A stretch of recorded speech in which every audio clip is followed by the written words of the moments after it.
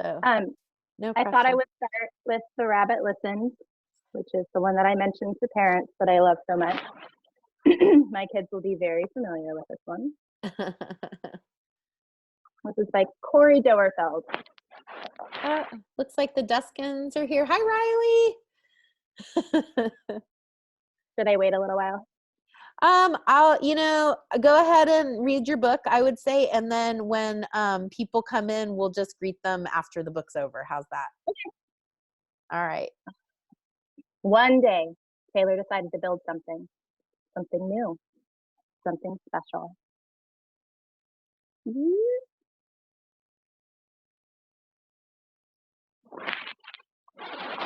Something amazing. Taylor was so proud.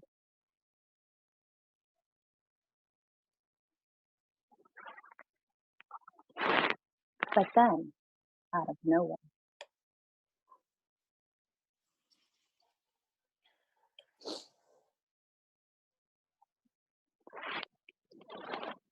things came crashing down.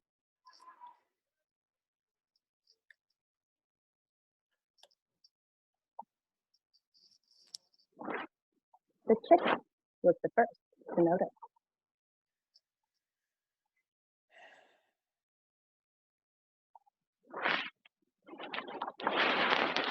Quack, what a shame! I'm so sorry this happened. Let's talk about it, cluck. But Taylor didn't feel like talking, so the chicken left.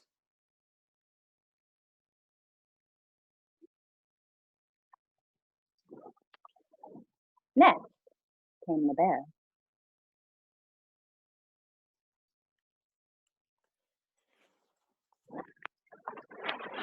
Roar!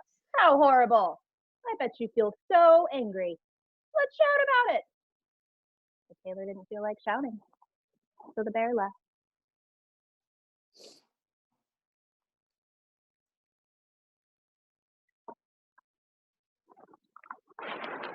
The elephant knew just what to do. Drumsticks, I can fix this. We just need to remember exactly the way things were. But Taylor didn't feel like remembering, so the elephant also left.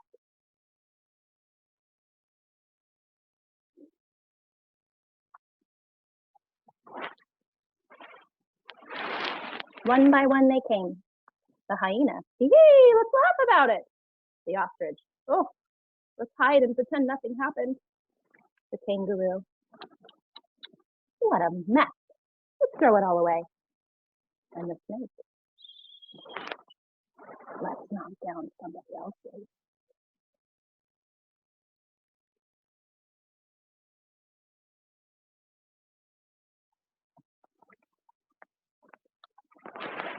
But Taylor didn't feel like doing anything with anybody. So eventually they all left until Taylor was all alone.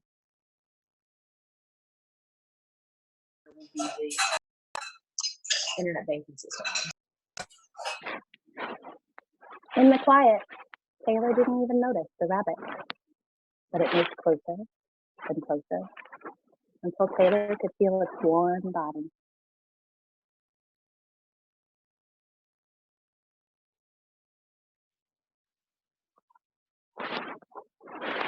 Together they sat in silence until Taylor said, "Please stay with me."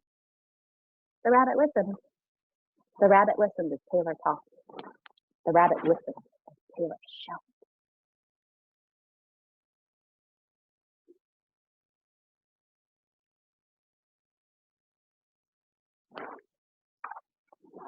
The rabbit listened as Taylor remembered and laughed. The rabbit listened to Taylor's plan to hide, to throw everything away, to ruin things for somebody else.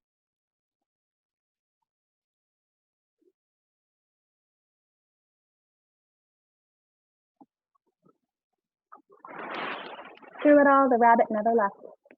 And when the time was right, the rabbit listened to Taylor's plan to build again. "I can't wait," Taylor said.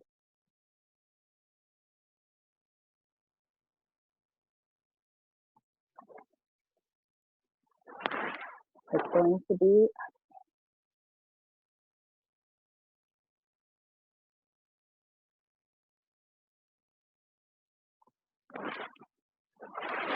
The end. I know one of the things that we like to do when we read this is to think back to all the animals that were in the book. So I don't know if you guys want to share with me all the animals you remember from the book. Is there anybody that wants to share? Everybody's on mute. Okay. Hi, Ren. Hi, everybody. So happy to see your faces. Okay, moving on. This one is called If You Want to See a Whale. This is by Julie Fogliano, who is one of my favorites. She's a poet. And so it's a book, and it's really like a long poem. And I thought of this because if things were normal, actually, things are as normal as they are for whales. Whales are coming through Portland or through Oregon on the coast right now.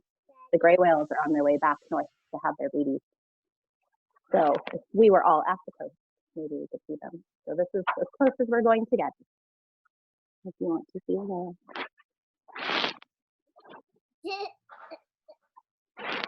If you want to see a whale, you will need a window.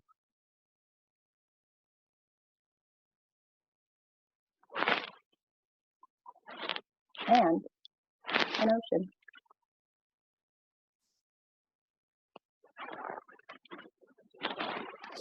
And time for waiting, and time for looking, and time for wondering, is that a whale?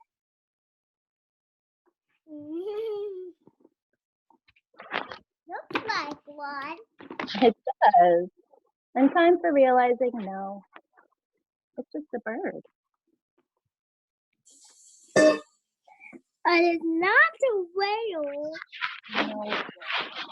If you want to see a whale, you will need a not so comfy chair and a not too cozy blanket, because sleeping eyes can't watch for whales, and whales need wait for watching. Japan has their own kind of like homegrown, like in-house.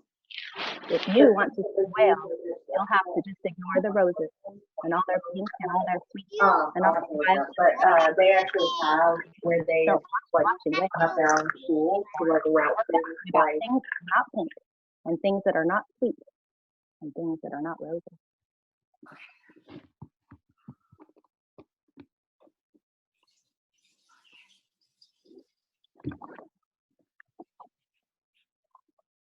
If you want to see a whale, don't look way out and over there to the ship that is sailing and the flag that is flapping.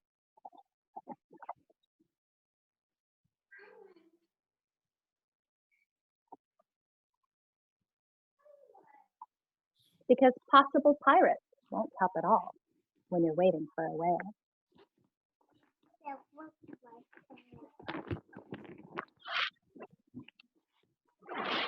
If you want to see a whale, there's no time to watch the pelican, who may or may not be smiling while sitting, staring, looking out. Because pelicans who sit and stare can never be a whale.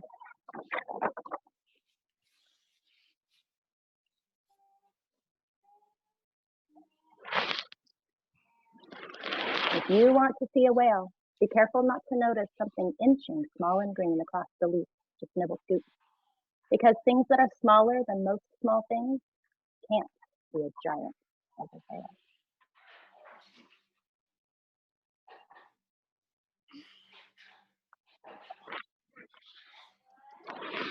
If you want to see a whale, you shouldn't watch the clouds, some floating by, some hanging down in the sky that spread out side to side, or the certain sun that's shining.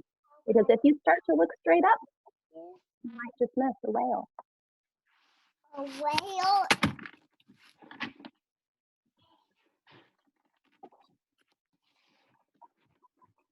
If you want to see a whale, keep both eyes on the sea.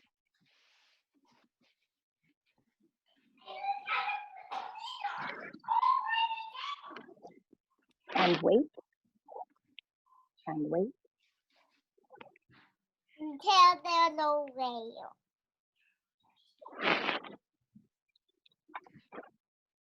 and wait. There's no whale.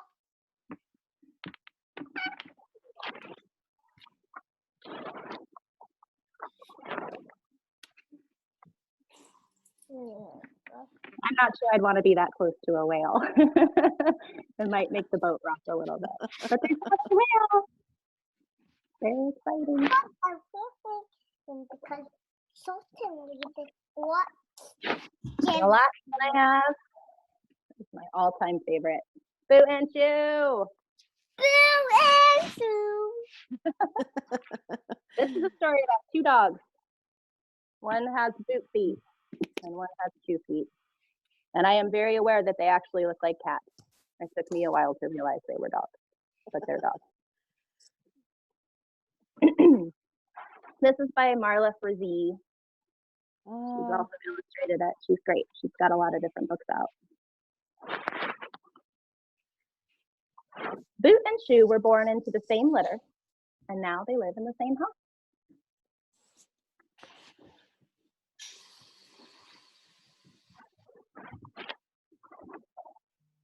They eat dinner out of the same bowl. They pee on the same tree. At night, they sleep in the same bed.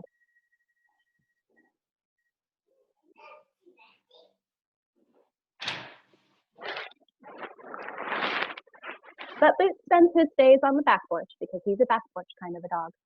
And Shoe spends his days on the front porch because he's a front porch kind of a dog.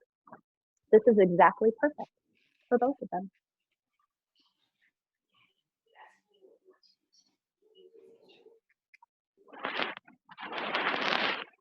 Then one day, for no apparent reason, a squirrel started some trouble.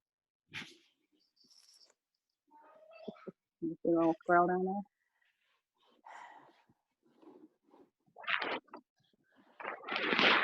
It chattered at Boot.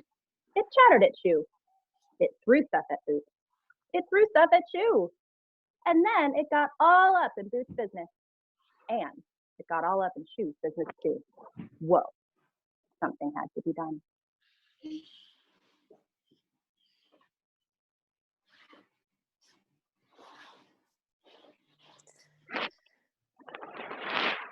So Boot and Shoe chased that squirrel all over the place. They chased it and chased it and chased it and chased it until it got bored and walked away. This is my favorite illustration. All the squirrels and all the dogs chasing all over everywhere. Even on top of the house. I know, even on top of the house. Boot. Shoe collapsed too. When Boot opened his eyes, he saw that he was on the front porch. He looked around for Shoe. Shoe should be here, but he wasn't. Oh no. When Shoe opened his eyes, he saw that he was on the back porch. He looked around for Boot. Boot should be here, but he wasn't. Oh no.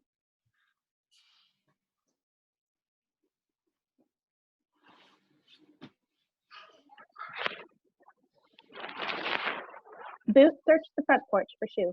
He looked under things, over things, around things, and between things. No luck. Shoe searched the back porch for Boot. He looked under things, over things, around things, and between things. No luck for him either.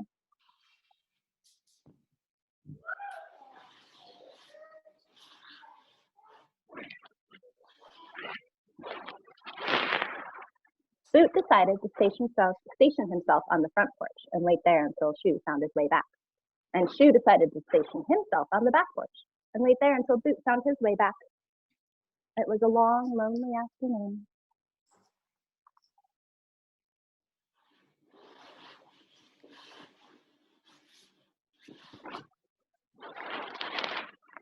When it was dinner time, Boot's stomach rumbled, but he didn't want to eat dinner without Shoe. And Shoe's stomach rumbled too, but he didn't want to eat dinner without Boot. It was a long, hungry evening. At bedtime, Boot was shivering, but he didn't want to get into bed without Shoe. And Shoe was shivering too, but he didn't want to get into bed without Boot.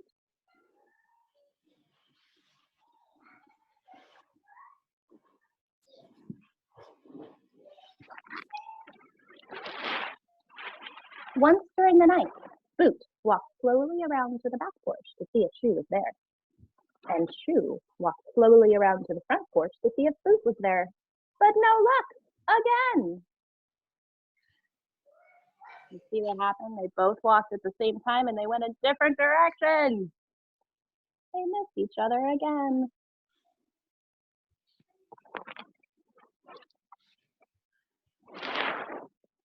So Boot ended up back on the front porch waiting for Shoe. And Shoe ended up back on the back porch waiting for Boot. It was a long, sleepless night.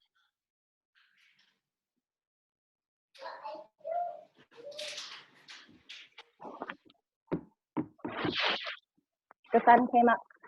On the front porch, there was still no sign of Shoe. Boot began to cry. On the back porch, there was still no sign of Boot. And Shoe began to cry too. But even in the worst of times, a dog still needs to pee. Boot dragged himself over to the tree. Shoe dragged himself over to the tree too.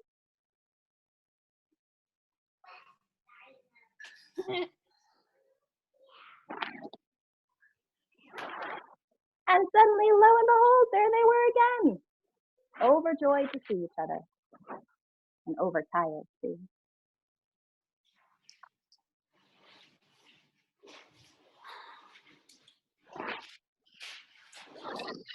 So even though the day was just beginning, Boot and Shoe decided that the exact perfect thing for both of them to do was go right to bed.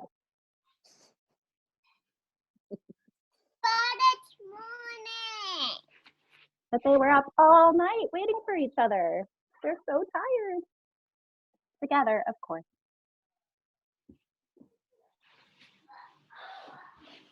The end. Read another one. You guys want? Do you have another one? You I have do. I another don't one have in you? I have to go get one. So let me go grab one. I'll be right back.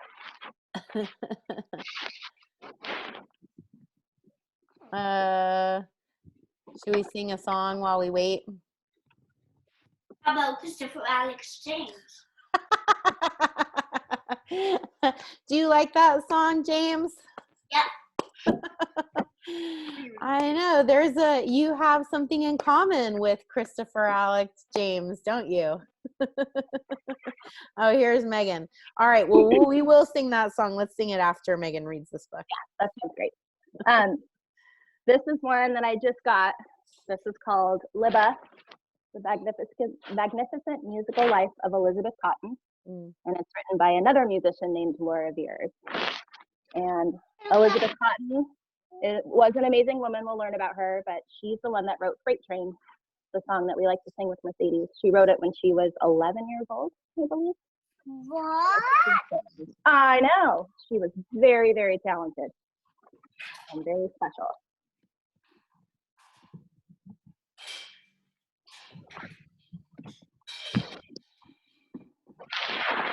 Libba Cotten heard music everywhere.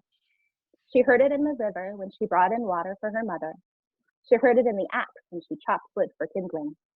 She heard it in the freight train moving down the tracks near her home. Freight train, freight.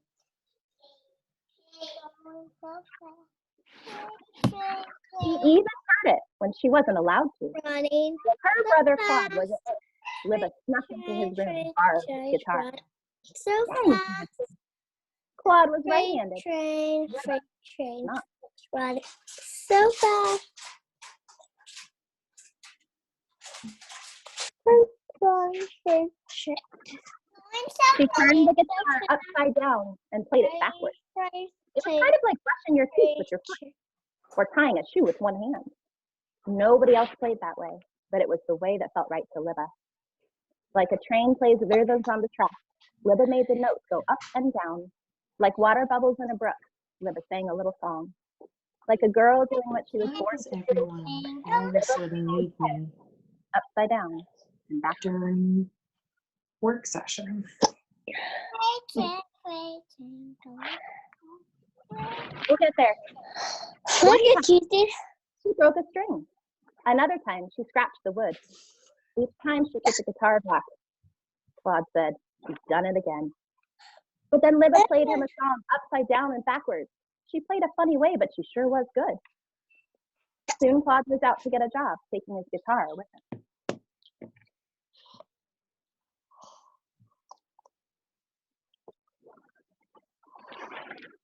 But Libba never stopped in her tracks.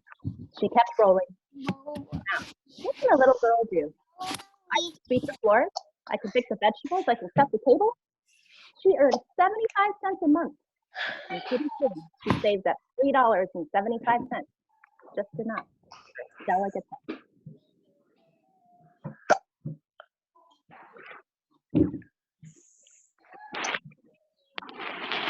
All day and night she played that guitar. Long after everyone had gone to sleep, her mother would shout, "Babe, I gotta go to work in the morning. How about a lullaby?" So Libba put her mother to sleep, playing upside down and backwards.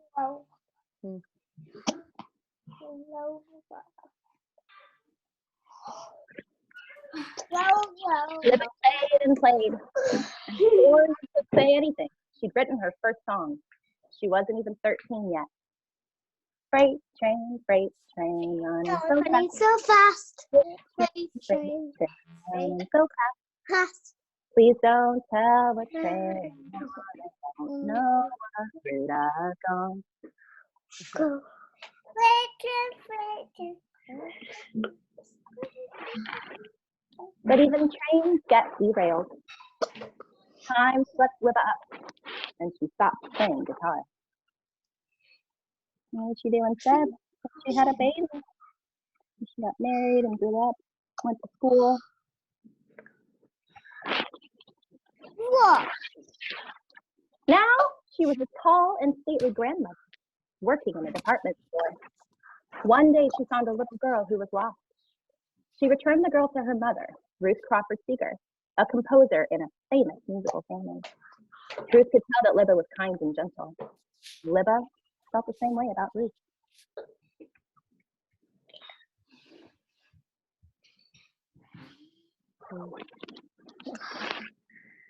As the Seegers' new housekeeper, Libba moved like a galleon, taking care of the family. She made 8-inch chocolate cakes with 6 layers each. She loved the spirited children, but most of all, she loved how the home was filled with music. You could hear banjos in the bedroom, pianos in the parlor, and bass drums in the basement. The children awoke in the morning to bluesmen and drifters sleeping by a smoldering fire. The musicians had funny names like Lead Belly, Woody Guthrie, and Muddy Waters.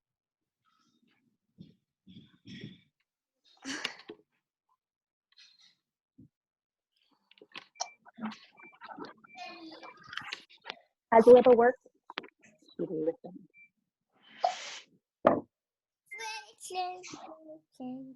Running so fast. Freight train. One, the kids on the porch and the bluesmen in the living room and the drummers down below heard a sound. It was like 1,000 songbirds singing, or a gentle spring rain, or a train rambling down the track.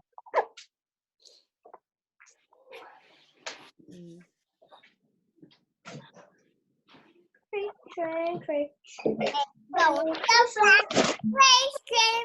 It was Libba, singing and playing the guitar like she never sat down. She could play, cried the bluesmen. And the whole house was turned upside down and backwards. Clearing the dishes and washing up, the bluesmen were singing Libba's songs, and Ruth was playing along. Everyone wanted to hear Libba's music. Sing Freight Train again, they shouted.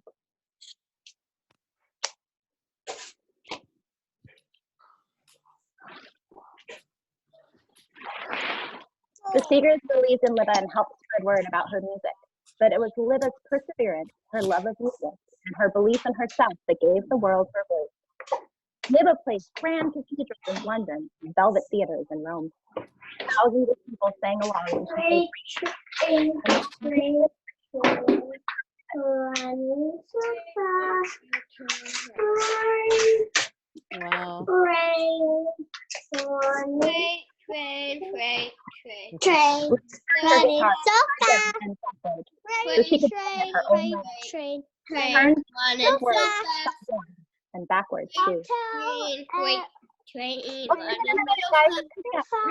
Libba never stopped in her tracks. Not Here it is. tell. Sing it together. Freight Oh. train. Train. Going so fast. Train, Train. running so fast.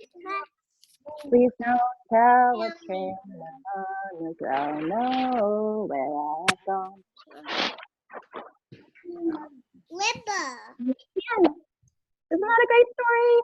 I loved learning about her. She was a very special person. Libba won't sleep. That is a great story. What an incredible coincidence that she ended up living with the Seegers.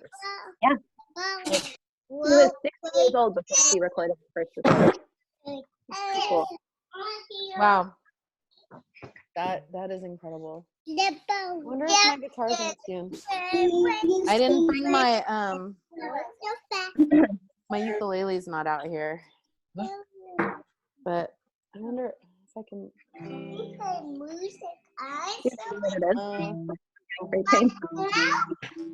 it's been so long since I played the guitar, I don't know if I could just do it on the fly.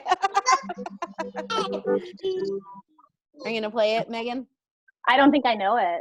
I mean, I don't have my songbook with me. I'm assuming it's C and G. Yeah, there's a an E minor and an F. That's I the won't know break. it. Yeah. Yeah. Nope. That's pretty We much can it. sing it without ukulele.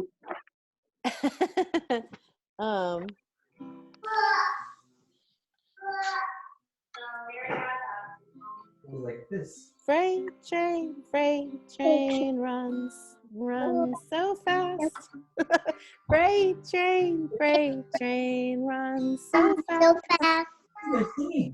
Please don't tell what train I'm on. They won't know where I've gone.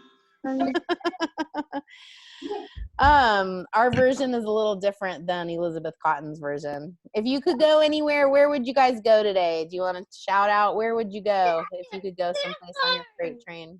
To the farm. Zoo. To the farm, to the zoo, Africa. To the farm.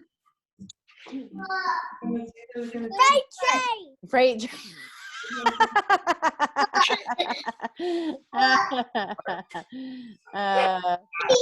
That's funny. Yay. Well, I told James that we would sing Happy Puppy Silly Silly Cat.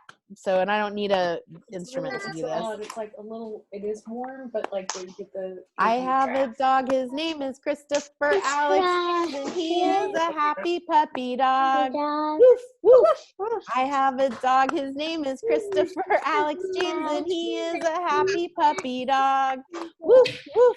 I have a cat, her name is Melissa Agnes Jane. She's really a silly cat. I don't know where she's at. I have a cat, her name is Melissa Agnes Jane. She's really a silly cat. I Never know where she's at. have a dog, his name is Christopher Alex James, and he is a happy puppy dog. Woof, woof. I have a dog, his name is Christopher Alex James, and he is a happy puppy dog. I have a cat, her name is Melissa. Mother sometimes she sees whether you see the cat name where she's at. I have a dog, her name is Melissa. I never know where she's at.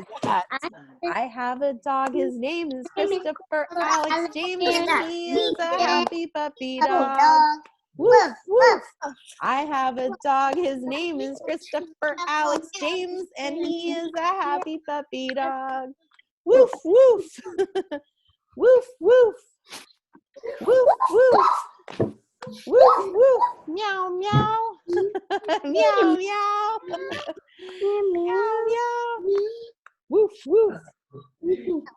That's a hard one because we're rhyming in a different with a different beat than I'm trying to clap, so I'm rhythmically challenged. All right, you guys, it's Are so you good done to with see story time? Are you everybody. gonna Does say bye to anyone Megan? have anything that they want to share with us before we go? Since there's not that many of us. I see you, Axel. I see you, Eloise. Hi, Eloise. Hi, Axel. I see you guys. I see you, Riley.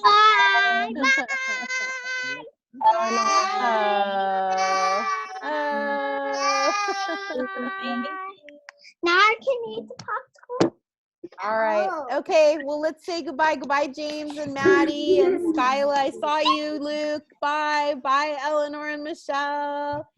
And Ren. Goodbye. Skylar. Bye, Keith. Bye, Eloise. Bye, Axel. Bye, Sarah.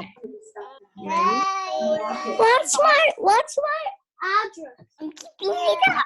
Bye, Wyatt. I Why are you screaming? Bye. Bye, everybody. That's not your address. That's Bye, the code for the Riley. Code. Guys. See you tomorrow. I have to do games. Okay.